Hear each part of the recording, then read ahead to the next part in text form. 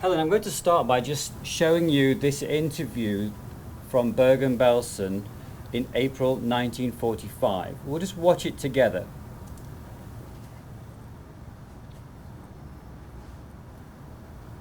Heute ist der 24. April 1945. Mein Name ist Hella Goldstein. Ich erzähle mein Beleben, was ich überleben habe in der Lage Bergenwalde.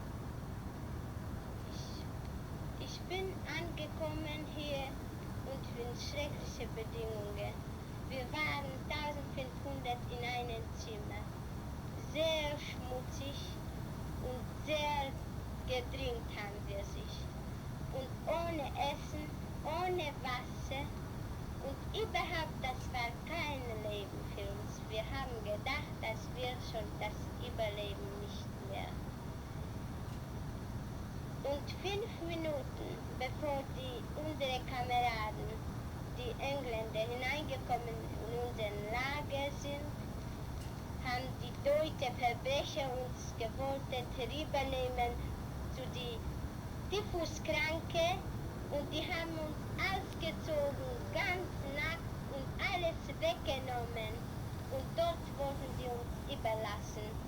Aber Gott war mit uns und der hat uns geholfen und wir sind nach den 5 Minuten befreit geworden. Und das, was ich zu erzählen habe, das war die letzte, was ich überlebt habe. Danke. So Helen, do you remember giving that testimony at Bergen-Belsen? Very well. I remember for 2 things that I am going to give him a little heartache, the Germans, and it's my birthday, that I was liberated on my birthday. It made me the happiest person because I said, Mommy and Daddy prayed for me that I should survive. Mommy, Daddy, I know that Mommy and Daddy prayed for me.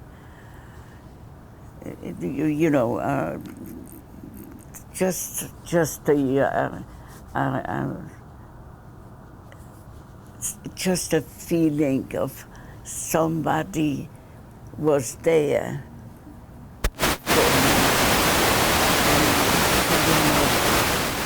I still believe that 93 years old, there's very few that survived that long an age, and I do believe that my mother and daddy prayed for me. In the film reel, we see that there are a number of former SS officers that are around. Are they listening to you during this interview? Yes, they were forced to listen, just like the civilians. They were forced to listen, and they were also forced to carry the bodies. And I was so happy that I made them do it. I did not insult them. I did not call them names and stuff, but I says, you are responsible now to pick up everybody and put it on your shoulder. Let's just watch that piece of film because it's on the same reel here, and I think we hear a voice.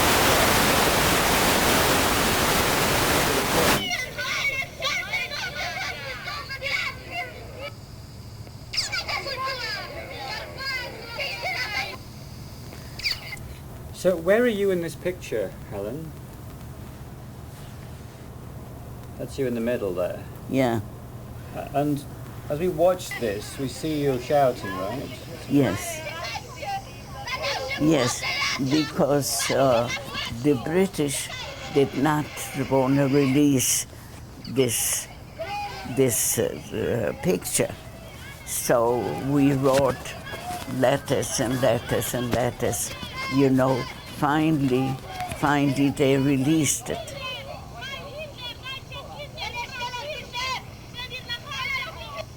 And they did what I told them, and the British were smiling that they had to obey a girl.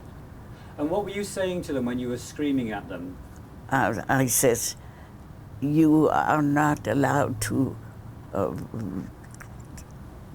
drag on this gravel such a precious people. They may be my family, they may be my mother, father, who knows? I says, immediately put this on the shoulder, and you carry it on the shoulder from the beginning to the end. And did they do that? Yes, they do that because they did it because the British were surrounding me. They wouldn't let them hurt me in any way.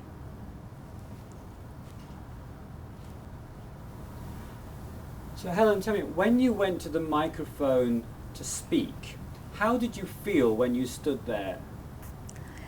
I'll be very honest, I was scared. I was shaken, very, very scared. But I wanted to tell them the horrible thing they did to us.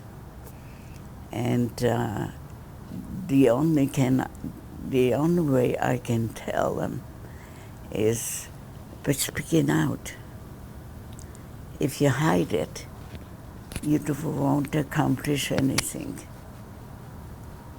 This is why I am extraordinarily proud that you picked me to tell you the story of my life. 5 years and 4 months. And it was needless to say, everybody knows that a little bit intelligent, everybody knows what we endured.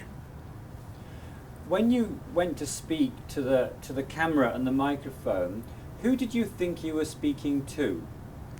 The Germans. I am addressing the Germans. They told me that I said I speak German, and the officer or a higher up. He had many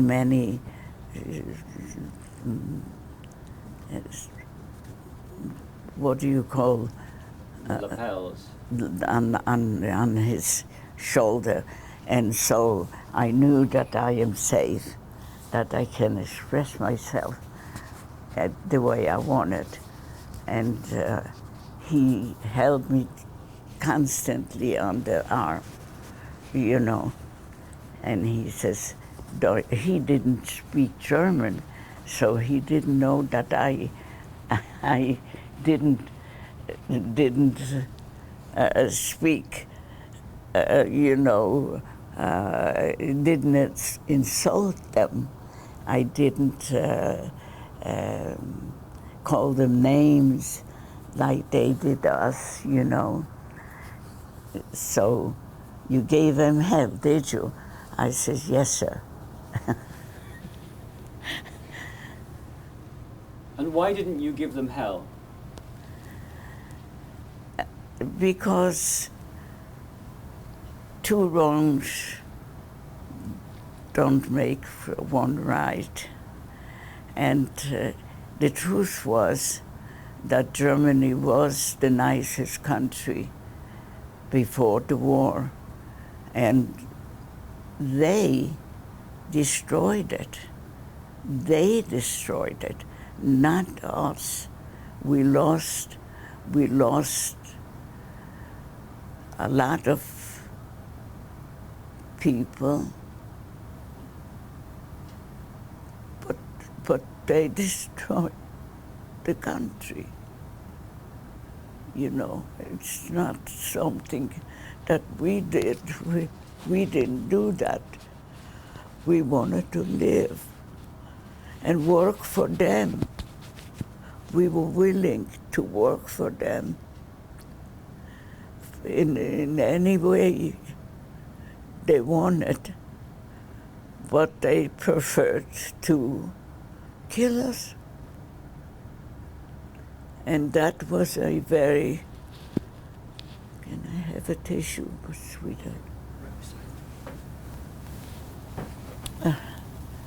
You know, and that was their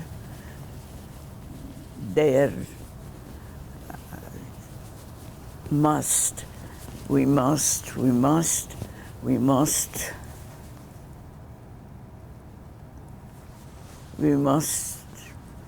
you know, kill them. The Jews and non-Jews. There are many non-Jews that were killed. And like my little brother, my little sister, 9 years old, innocent children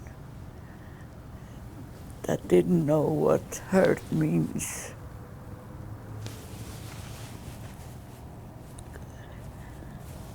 Helen, why do you tell your story today? Because I know you've been telling it for many years. What motivates you to do that?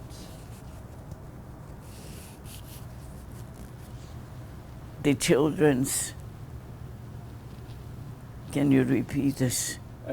Why do you tell your story today? What motivates you? I tell the story for one reason, that this should never, ever happen again. Never. We should tolerate and respect red, white, and blue, and green, and I don't care what color the person is. We must respect them. My mother always said, remember, baby, if you want respect, you have first give respect. If you give respect, you get respect. And I always kind of, my grandmother came with an idea when we came home from school.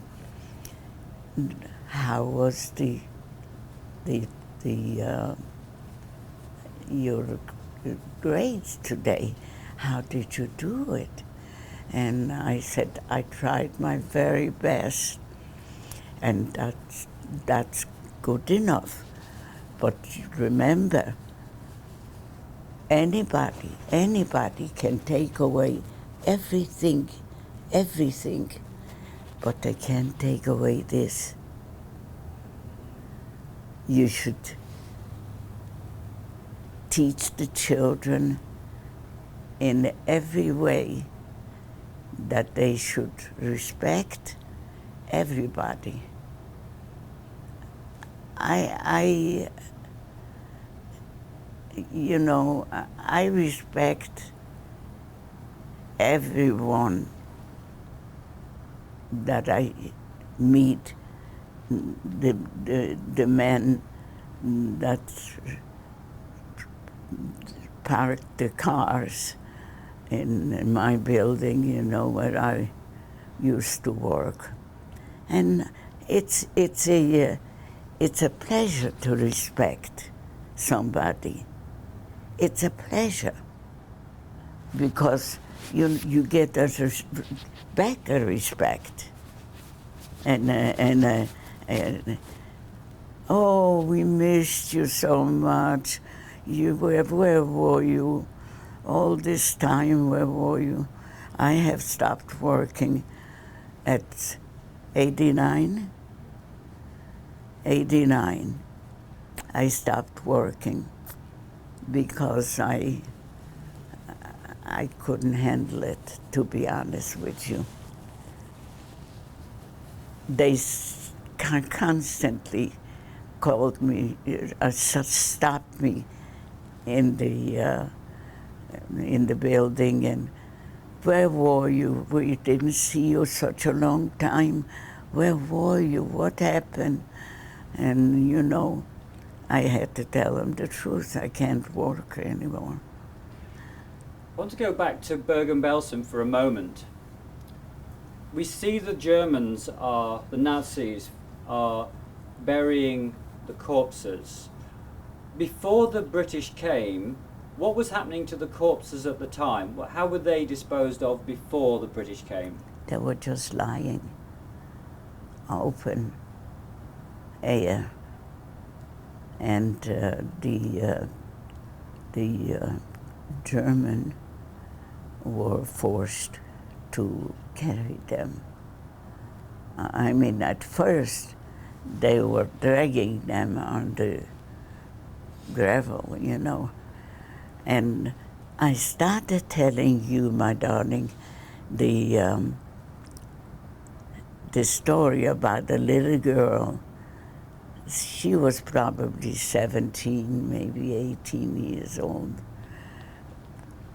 A pure bones, all bones.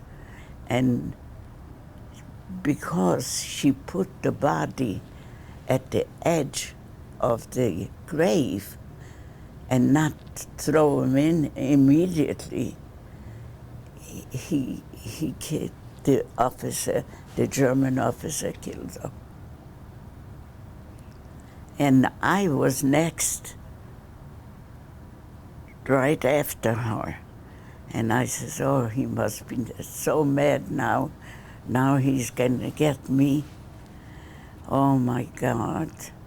Why was I here? My goodness. I was shaken from,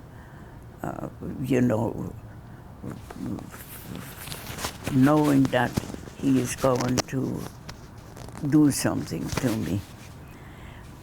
But I put this body immediately in. I just threw it in as a piece of garbage. And so he came over to me. He says, now you did a good job and you're okay, but this girl didn't do a good job. She didn't have to stop. She stopped to catch a little air. So that was when you were burying bodies under German command before the British arrived? That's right. And where were you doing that? In Bergen-Belsen. In Bergen-Belsen, there's still the graves are still there. It's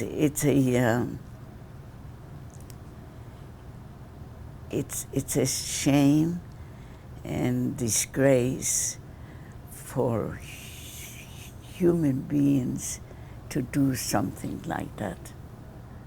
I cannot fathom the Germans to kill a child. She looked like a child, and kill her by hitting her in the middle of the back. And he hit her so hard that I told you, she kind of flew like in the air and fell in, and we had no right to take her out. No right. First of all, those graves were very, very deep. Imagine, 24,000 people in a grave. It was not a grave, it was I don't know how you call it. it was something that I have never imagined that could happen. And being 20 years old, I was 20 when I was liberated. And then I went to the British. We were, of course, liberated by the British. So I took the privilege and went there and told them that I would commit suicide if I would live and have a child here in this bloody soil. And so they tried every day. They sent me a tray of food. You must feed the baby. You must feed the baby. I told them I'm going to have a baby when I can come to America. And they tried very hard. And we did come to America. And believe it or not, as we got there, I don't know how it happened. I don't remember how it happened, but we knew that my husband knew that he had family in America. And I said, darling, this is New York. That's America, but it's New York. Where were they? He said, I don't know. Believe it or not, we found the first cousin of his looked just a spitting image of him with little gray hair because he was older and he was a professor at New York University and first cousin. I cannot begin to tell you, they had no children. And she was writing books. She was a writer. And he was one of the professors. And what they did for us, I cannot express myself. It's beyond human beings. They found us, the military came back, so they didn't know where to go. They were they couldn't find a room, a little room to live. And many of them have wives and everything else, and there was nowhere to go. And she went out for days, left me in the house to listen to the TV, so I improved my English, and I still didn't improve it. But they were so nice. They found us a railroad place to live, and it was absolutely, I says, my God, I'm gonna live in here, in a man, older man was living there, and he was, he couldn't clean, he couldn't cook, he couldn't do anything, So she made me sit in the house a few days. She says, listen to the TV and you will increase your language, you will make a a beautiful English. So.